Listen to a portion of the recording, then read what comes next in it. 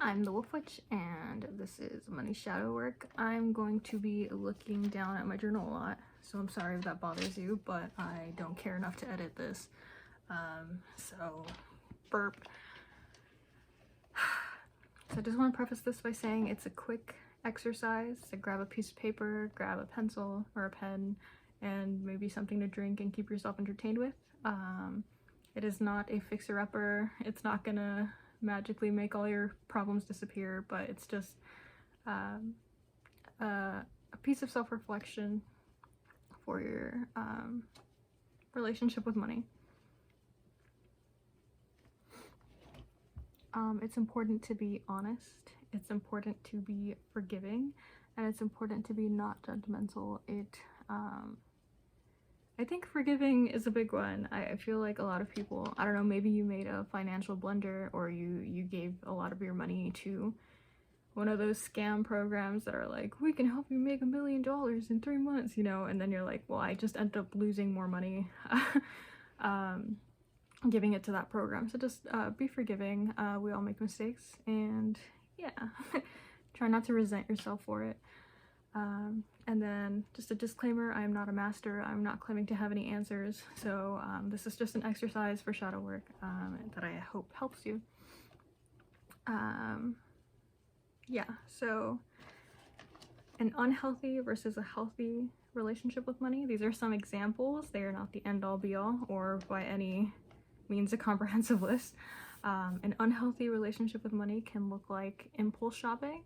It can look like resisting managing your finances, and it can look like anger towards people who are financially secure. So I struggle with impulse shopping. Like I used to do, I don't know, when I would get angry, I would like throw things, you know, when I was like a teenager. And so once I got older, like you can't do that stuff anymore. You can't like punch and throw things. So my reaction would be to impulse buy when I was angry.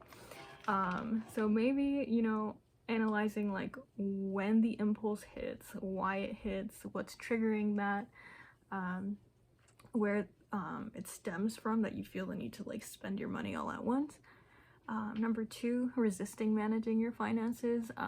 Sometimes that can be like you think it's too hard to do it. It seems very overwhelming. But sometimes you're just lying to yourself. Sometimes you're like, I don't want to stop spending on DoorDash. So just be honest, like what is it that stops you from creating a plan and sticking to it? And then analyzing your anger and your jealousy towards other people who are financially stable. And then a healthy relationship with money, having a spending plan.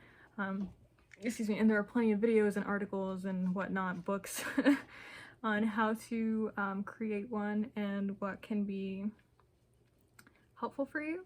A second example of having a healthy relationship with money is having a strong savings account or an emergency fund. And then the third one is making purchases without guilt, which can be very difficult for some of us. And just if you do find yourself having a lot of guilt, like try to analyze where that stems from, and if it's something that needs to be fixed, like do you know you should be saving this money and instead you're feeling bad about it? Or is it like when you were in your childhood, people make you feel bad about it, and so now you feel bad even though you're not doing anything wrong? Just trying to find the source of that guilt. Step 1, have an honest well, step 1 is to identify your relationship with money, and you should try to be honest with yourself, because if you're not being honest with yourself, you're not really doing shadow work. But yeah, I want you to make a statement. So here's where the pen and pencil come in, and I just want you to state what your relationship with money currently is. My relationship with money is one where I blank, and you can say where I overspend, where I save too much, where I worry about, and saving too much is like, you can never save too much, right? But sometimes people hoard it. It's like the 4 of Pentacles, like in reverse. Like you're just you're just so scared to lose it, which is like worrying about money. So just my relationship with money is one where and then fill in that blank or rephrase it however you need to make the statement. And then part 2 of that is what are your thoughts about money? Like, does it give you anxiety? Does it make you worry? Do you feel like it's always going to be around and therefore you end up just spending and spending and spending when you're not supposed to? Just looking into that. Number 3 is have you made any progress in the last year with your relationship with money?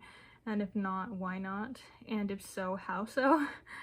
And then number 4 is what was your parents' relationship to money? Your parents might have the opposite relationship with money, because I know before I started overspending, I would actually hoard my money because when I was younger, it was always like, it's never gonna be around, and we can never, you know, like, we never have enough money, we never have enough this, which is ironic because we always had food on the table, the bills were always paid, we were never late, but just like it was ingrained, like we don't have money, we don't have money. So at first I started actually hoarding my money, and then later on I just adapted this like, oh well, I'll always have money, because I hoarded so much of it that I just kept spending and spending and spending, and then I overspent. And so there's that. Overdrafts are fun. Yeah, so what's your parents' relationship to money? And number 5, who do you surround yourself with and how do they talk about money? How do your friends talk about money? How does your boss talk about money? How does it affect you? And just trying to analyze like how much of your thoughts about money are actually yours and how many of them are imparted on you. Because again, like I've never starved, right? I'm privileged in that sense, but I still, like, I grew up in a bad neighborhood, you know, like my parents were minimum wage workers, and I'm not, like, I very much acknowledge my privilege given my circumstance and the people around me,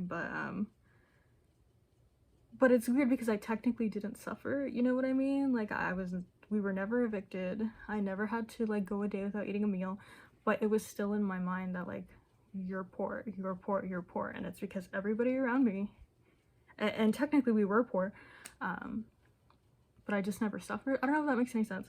So just kind of like analyzing and really going into your childhood and like seeing what is your thought and what is the thoughts that other have imparted on you, what are the thoughts that stem from a result of where you grew up, and things like that.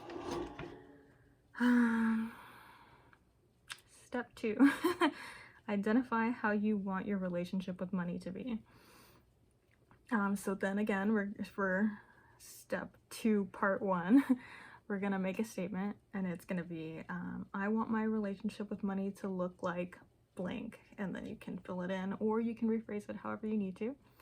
Number 2 is to write down what it would look like. So you can say, it looks like having an emergency fund. It looks like having $50 extra to spend every week.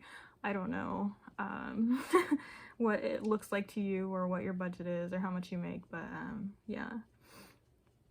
Or it could look like only spending twice a week or something like that on, you know, fun things. And then part 3,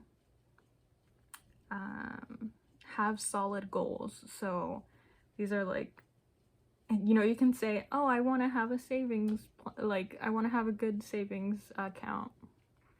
Okay. Now you actually have to say, I want to have 5,000 in my savings account. I want to have 10,000 in my savings account. Making tangible, attainable goals, like paying off your debt or anything like that. And then just additional final things you might want to think about or consider. Number 1, creating a budget, looking into creating a budget. It's very important. It's very boring, but it's very important.